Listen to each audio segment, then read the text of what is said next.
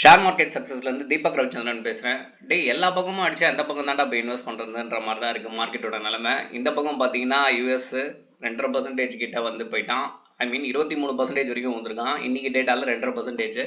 அப்படியே நம்ம பையன் வந்தால் பார்த்தீங்கன்னா நம்ம பையனும் இன்னைக்கு வந்து 1.5% வரைக்கும் கீழே போய் 90% 0.9% வரைக்கும் செட்டில் ஆயிருக்கான். நெக்ஸ்ட் அப்படியே வந்து பார்த்தீங்கன்னா ஒரு தம்பி சுற்றிட்டு இருந்தார் கிரிப்டோ கரன்சி. அவர் வந்து பார்த்தீங்கன்னா டோட்டலாக காலி. ஓகேங்களா. ஸோ வந்து இந்த பீக்கில் இருந்தார் உச்சாணி கும்பில். செப்டம்பர் 2025 தான் எப்போ நம்ம தலைவர் ட்ரம்ப் ஒன்றா போட ஆரம்பித்தாரோ அன்றைக்கும் அவனும் காலி. அப்புறம் சில்வர்னு ஒரு பக்கம் ஓடினாங்க. அவன் எக்ஸலண்ட்டாக வந்து பார்த்தீங்கன்னா ஏறி இருந்தான். இப்போ வந்து மொத்தமாக முடிச்சிட்டாங்க அவங்க கதையும். எல்லா பக்கமும் அடிக்கிறீங்க, எங்கே தாண்டா நான் இன்வெஸ்ட் பண்ணுறது அப்படின்ற மாதிரி ஒரு மைண்ட் செட்டு உங்களுக்கு கேட்குது, எனக்கும் கேட்டுச்சு. அதுக்கான சொல்யூஷனாக வேணால் இந்த வீடியோ வேணால் நம்ம எடுத்துக்கலாம். ஃபுல்லாக பாருங்கள். ஃபுல்லாக பார்க்கும்போது உங்களுக்கு ஒரு ஐடியா கிடைக்கும். இன்னொன்று மெயினாக வந்து இந்தியாவில் ஒரு பெரிய ஈவெண்ட் ஒன்று நடக்க போகுது. அதோட பேங்க் க்ரௌண்டில் நிறைய இன்வெஸ்ட்மெண்ட் நடக்க போகுது. ஸோ அதை பற்றி கொஞ்சம் டீட்டெயில்டாக இந்த வீடியோவில் பார்க்கலாம்னு நினைக்கிறேன். வாங்க பார்க்கலாம். So first of all so எந்த ஈவெண்ட் அப்படின்னா கேள்விப்பட்டிருப்பீங்க, ஏஐ. எல்லா பக்கமும் அடி விடுறது இவன் ஒருத்தனால தான். ஏன்னா வந்து இவன் வரதால நிறைய பேருக்கு ஜாப் போயிடும். ஜாப் போயிடுச்சுன்னா ஜாப்லாம் என்ன எதுவுமே நம்ம வாங்க மாட்டோம். எதுவுமே வாங்கலைன்னா கம்பெனிஸ் க்ரோ ஆகாது. கம்பெனிஸ் க்ரோ ஆகலைன்னா ஷேர் மார்க்கெட் டவுன் ஆகும். சிம்பிள் கான்செப்ட், கரெக்டாக? சரி, இங்கே வந்து இந்தியா என்ன பண்ணியிருக்கு அப்படின்னா வந்து 35 பேருங்க. வேர்ல்டு லெவலில் யாரெல்லாம் வந்து ஏஐயில் டாப் பிளேயராக இருக்காங்களோ, ஃபார் எக்ஸாம்பிள் அவங்களையும் நான் காமிச்சிடுறேன்.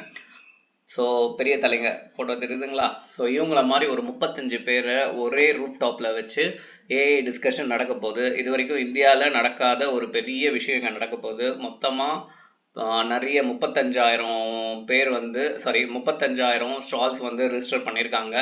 400 ஸ்டார்ட் அப்ஸ் வந்து வரப்போகுது. ஸோ இதோட என்டையர் டீட்டெயில் என்டிடிவியில் இருக்குது, பார்த்துக்கோங்க.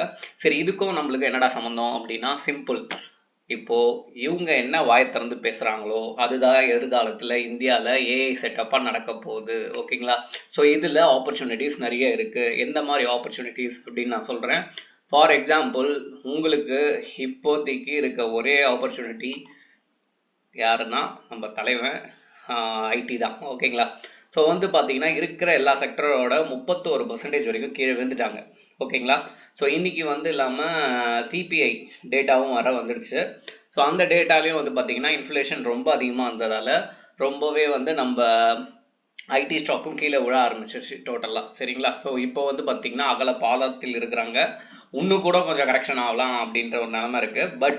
பட் இந்த ஈவெண்ட் என்ன பண்ணும் அப்படின்னா இதுக்கான ஒரு ஆப்பர்ச்சுனிட்டியாக இருக்கும்.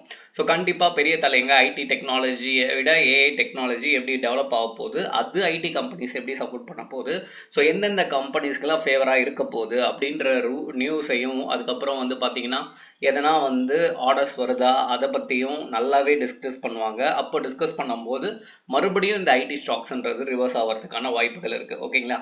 ஸோ ஒரு லாங் டேர்மில் போகும்போது ஐடி ஸ்டாக் இப்போதைக்கு வந்து பார்த்தீங்கன்னா பை பண்ணுறதுனா உடனே எடுத்துன்னு போயிட்டு அதிக அமௌண்ட்டை நான் போட சொல்ல, ஒரு குறுகிய அமௌண்ட் அதில் போட்டு வைக்கிறது நல்லது தான். ஓகேங்களா. ஸோ கண்டிப்பாக எல்லாமே எல்லாத்துக்குமே சப்போர்ட்டிவாக தான் இருக்க போகுது. கரெக்டுங்களா. ஸோ ஃப்யூச்சர்னு போகும்போது ஐடியை தள்ளி வச்சுட்டு நம்ம எதுவுமே பண்ண முடியாது. இப்போ கூட வந்து பார்த்தீங்கன்னா எல்லாமே ஐடி பேஸ் சர்வீஸ் தான் நம்ம பண்ணிட்டு இருக்கோம். பட் ஏஐன்று வந்திருக்கிறதால சில விஷயங்கள் மாறுதல் அடையுது. அதால் டெக்கில் கொஞ்சம் ஆட்டம் காணுது.